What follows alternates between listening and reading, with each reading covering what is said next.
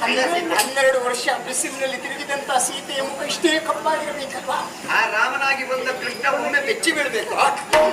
ಸೀತೆ ತ್ರೇತಾಯುಗದ ಸೀತೆಯೇ ಈ ಯುಗಕ್ಕೆ ಬಂದಳು. ಆ ಆಂಜನೇಯ ಅಮ್ಮ ಸೀತಾ ಮಾತೆಯನ್ನು ತಾಂಡ ಪ್ರಣಾಮ ಮಾಡಬೇಕು. ಅದೇ ಈಗ ಮೇಲೆತ್ತಿ ಕೆಳಗಿಟ್ಟು ಹೌದಲ್ಲ? ಹಾಗಾದ್ರೆ ಹೇಳಿ ಹೋಗೋಣ. ಹೇಳಿ. ಇನ್ನು ವೇಷ ಪೂರ್ಣ ಆಗ್ಲಿಲ್ವೇ? ಮತ್ತೆಂತ? ಒಂದು ಸೀತೆಯ ನಡೆ ನುಡಿ ಅಂತಿಲ್ವಾ?